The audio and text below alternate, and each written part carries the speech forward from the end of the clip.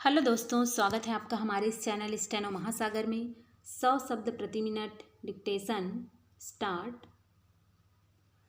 उपाध्यक्ष महोदय, मैंने अभी निवेदन किया था कि देश के नेताओं ने संघर्ष करके और जनता के सहयोग से अंग्रेजों को बाहर निकाल दिया। हमारा देश स्वतंत्र हुआ, हमने अपना संविधान बनाया। संविधान बनाने वाली एक कमेटी बनी। यह समय की पुकार थी और कांग्रेस के नेताओं की सूझबूझ थी कि उन्होंने इस देश के महत्व को समझकर महान वकील को मसौदा बनाने वाली कमेटी का अध्यक्ष बनाया। श्रीमान, मुझे बहुत ही दुख के साथ यह कहना पड़ता है कि संविधान 26 जनवरी 1949 को अधूरा और 26 जनवरी 1950 को पूरा लागू हो गया, लेकिन आज तक इस धारा को लागू नहीं किया गया। संविधान बनाने वालों ने इसको यहीं नहीं छोड़ दिया, उन्होंने उसे सरकार की मर्जी पर भी नहीं छोड़ा था। मैं मानता हूँ कि कुछ सिद्धांतों को सरकार न माने तो अदालत के द्वारा भी उन्हें मनवाया नहीं जा सकता। हालांकि मूलभूत अधिकार मनवाया जा सकता है, लेकिन निश्चित रूप से राज्य और केंद्र की सरकारों को संविधान के कुछ सिद्धांत एक दिशा देते हैं। जो भी सरकार होगी उसे उस दिशा की तरफ चलना होगा।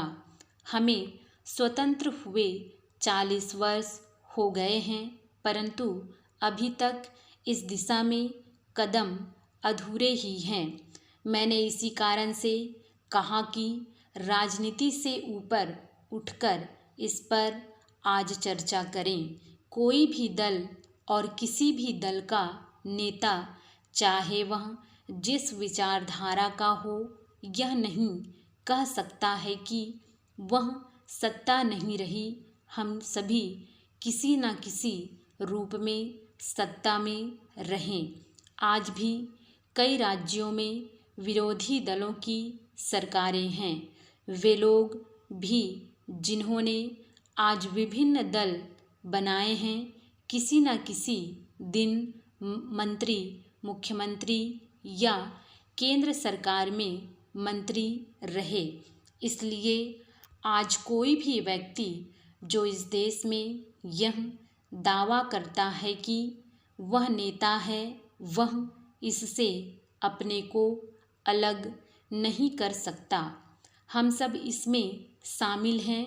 मैं मानता हूँ कि हमारी उपलब्धियाँ शिक्षा के क्षेत्र में भी हैं और दूसरे क्षेत्र में भी हैं, लेकिन मैं इस बात पर चर्चा कर रहा हूँ कि केवल शिक्षा के क्षेत्र में जहाँ अंग्रेज 30 विश्वविद्यालय छोड़ गए, वे वहाँ आज 100 विश्वविद्यालय हैं।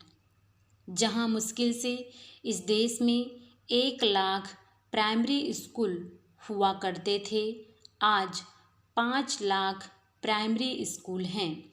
मैं इस पर अधिक नहीं कहना चाहता। ये ही हमारी उपलब्धियां हैं। इनमें सभी दलों का, नेताओं का और विशेष रूप से देश की जनता का सहयोग है, लेकिन मैं इस समय उसी धारा की चर्चा कर रहा हूँ। इसका अर्थ मैं एक साधारण वकील के नाते, एक साधारण टीचर के नाते और एक साधारण संविधान का विद्यार्थी होने के नाते लगा रहा हूँ।